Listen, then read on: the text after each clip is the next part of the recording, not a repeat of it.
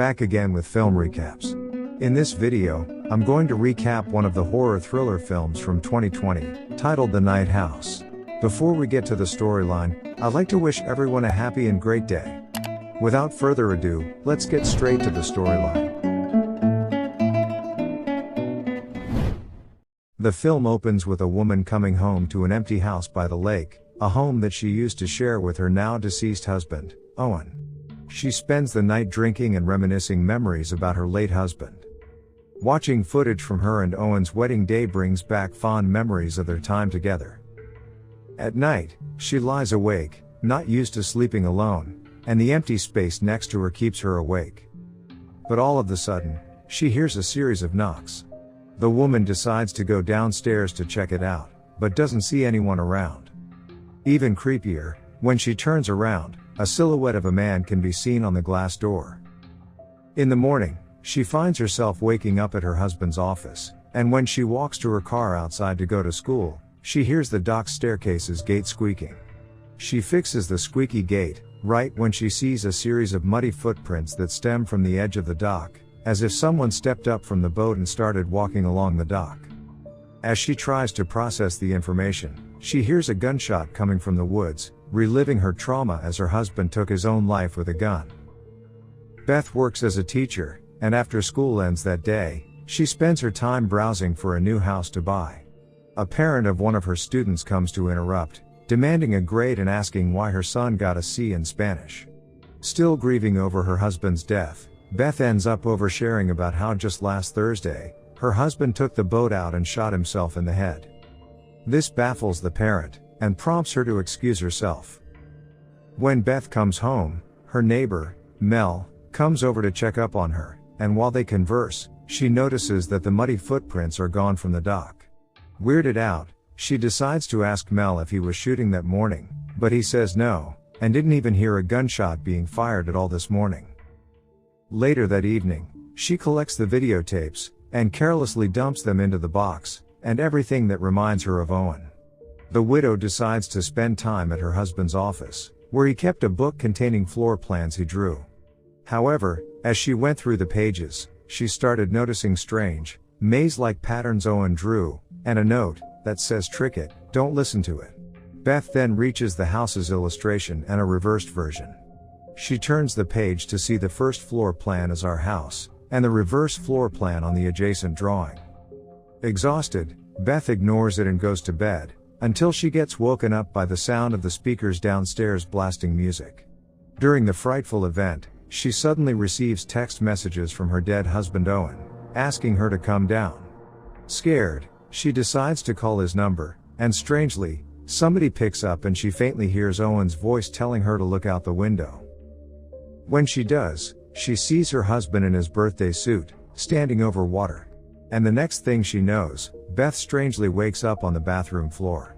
She double-checks her phone to see if there were indeed new messages from her husband last night, but there aren't any.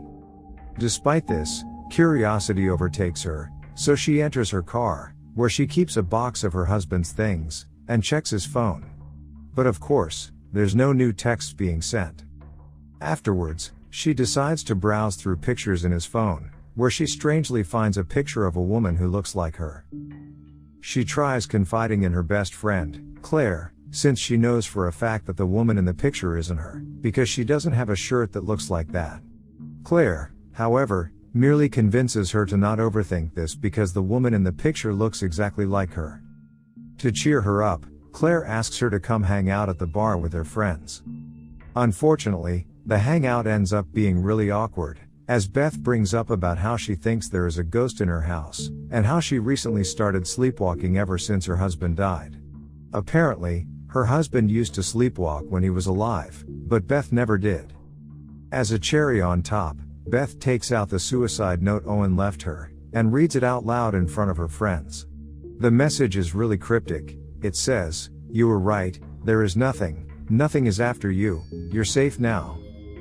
Not wanting things to get even more awkward, Claire cuts the hangout short, and takes Beth home.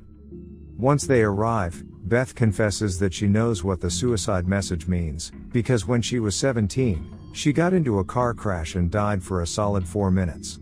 She experienced how there was nothing after death, and for the longest time, Owen didn't want to believe her on that. But based on the suicide note, it seems that Owen finally agreed with her during the last moments of his life. Out of sympathy, Claire stays with her until she goes to sleep. But suddenly, Beth gets woken up way later that night by very loud music yet again blasting through the house speakers.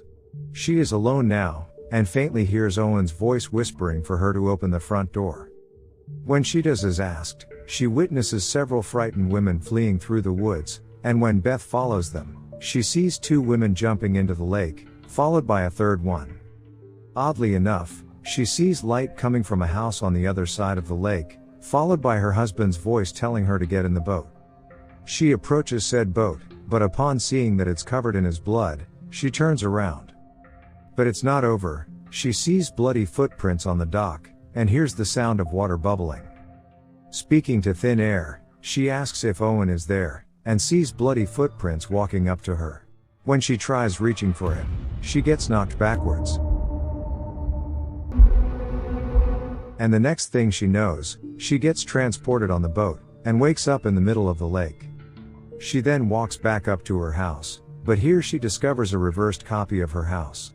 And once again, she oddly sees other women who look like her in the house's different rooms, and Owen too. He suddenly strangles her, prompting the woman to leave.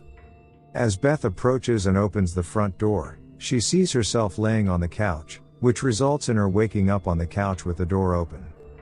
Seeing that this is beyond trippy, she goes through the pictures on Owen's cloud, and finds a series of pictures of other women who look similar to her, meaning that Owen may have had affairs. To process her experience, she walks all the way across the lake, hoping to find the reversed house on the other side of the lake that she saw last night. During the search, she comes across her neighbor Mel, who confusedly tells her that there can't be a house out here, because no one is permitted to build on the county land. Beth resumes on her hike, until she finds a scratch mark on a tree and decides to explore it. Unexpectedly, she discovers a run-down house that looks similar to her house, and enters it. When she climbs upstairs, she finds a morbid sculpture of a woman getting impaled. After this discovery, she heads to Mel's, asking if he knows anything about this. Mel swears that he doesn't know there's a house out there, but he did see Owen venture through the woods at night one time, accompanied by a lady who kind of looked like Beth. And not long after that, Owen showed up at Mel's house, and confided that he had shameful urges he was trying to get rid of. Assuming that Owen was talking about an affair, Mel didn't ask him to elaborate, and never told this to Beth. He apologizes for keeping this a secret, and tells Beth to try focusing on positive things from now on. But of course it's not that simple. Once Beth gets home, she ransacks through Owen's things, until she stumbles upon a book about the occult. In between the pages, she also finds pictures of the morbid sculpture similar to Owen's, and mentions of dark forces. She tries tracking down the bookstore from which the book was from. And in the process, she knocks away the sculpture out of frustration, but it still stands. Here is when she suddenly hears a series of footsteps coming from the other room, and decides to explore it while carrying a bottle of liquor. In the storage room, she witnesses a man's figure forms through the pillar. Feeling the need to see this through, Beth visits the occult bookstore, and asks the employee if they keep any sort of records of purchase, but they don't. And just so happens, she sees one of the women from the pictures in Owen's phone, and decides to say hi to her. As it turns out, the woman works there, and claims that Owen used to come to the bookstore several times a year. She admits going out on a date with Owen, but never sleeping with him and barely knowing him as a person. Beth believes her, and is now confused about what the hell Owen was up to before his death. She tries telling her best friend about everything she just learned, but Claire yet again tries to convince her to move on with her life. Beth tries to listen this time, and decides to pack up and stay at a hotel for a couple of nights. But when she's about to head, the woman from the bookstore shows up at her door, and the two sit down for a chat. Here she finally confesses to Beth that Owen took her to the house once, and even showed her the other house in the woods. There, he proceeded to show her the sculpture and they ended up kissing, until he started choking her and she asked him to stop. Afterwards, he apologized and took her home, all the while telling her that he needed to get rid of his urges, and therefore he needed to end it. After finishing the story, the woman drives away, while at this point, Beth's curiosity has gone through the roof, and she goes to the rundown house in the woods again. Inside the house, she speaks to thin air, begging for Owen to speak to her. As she steps through the rotted floorboards, one collapses. When she looks underneath the structure, she finds a series of dead bodies wrapped in tarp hidden in it. This shakes Beth to the core, as they might be the corpses of women in her dreams, and prompts her to run back to the house. She tries to call her best friend Claire, but she doesn't pick up.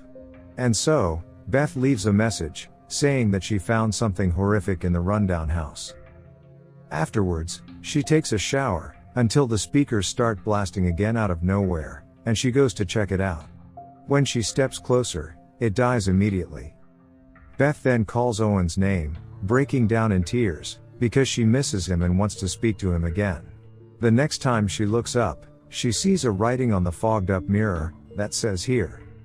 As she enters the bathroom, she notices a pair of wet footsteps by the door and reaches out to thin air. Surprisingly, she could feel him and goes to embrace him, while he embraces her back despite being invisible. But when she calls Owen's name, the invisible figure says that he is not Owen, which prompts Beth to snap out of it. She attempts to exit the room, but the door shuts abruptly. The next time she looks in the mirror, she sees the reflection of another woman who looks terrified, and sees a scene play out. In it, Owen murders the woman in cold blood. Meanwhile, in real life, Beth eventually feels herself getting choked as well. And when she hazily opens her eyes, the door is open, allowing her to step into the bedroom. Here she finds everything in reverse, and sees a couple of women hiding around the room, right before Owen enters while dragging a woman's dead body. In the corner, Beth sees a silhouette of a man who turns to her direction. Scared, she heads downstairs, and is welcomed with another trippy scene, this time of Owen making love to another woman. Meanwhile, the silhouette lingers in the corner of the room, until she faces it up front. Beth eventually gets dragged by the invisible figure, while seeing visions of Owen killing other women. She also sees Owen crying beside a bloodied corpse, right when she ends up being tossed downstairs. In the room, the widow sees a view of Owen's doppelganger sitting in front of a fireplace, with Beth sleeping in his lap. The doppelganger then says that he is not Owen, revealing that he is what Beth saw when she nearly died in the car accident, and identifying himself as nothing. Ever since then, it follows her. He explains that he tried to convince Owen to kill Beth to bring her back to the afterlife, but the husband resisted. Instead, Owen built the reverse house and murdered the Beth lookalikes to try to trick Nothing, but Nothing realized the trick. The widow, who's sleeping on the doppelganger's lap, wakes up, only to realize that it was all a dream. When Beth attempts to run out of the house, Nothing grabs her and starts choking her, sending her floating in the air. He twists her body into the same position as the morbid sculpture, until Beth eventually passes out. The next morning, Claire pays the house a visit, looking for Beth but doesn't find her. Meanwhile, Beth is floating in between the afterlife. She is on a boat with Nothing, who is still taking the shape of Owen. Back in real life, Claire discovers the gun Owen used to kill himself is gone, so she rushes out to the dock. She finally finds Beth unconscious on the boat, and starts yelling her name, getting Mel's attention. Claire and Mel are running to Beth's rescue, begging her to snap out of it. For the widow, she only sees Nothing in Owen's body, who feeds her with lies about nothing in life matters anymore and tells her to kill herself.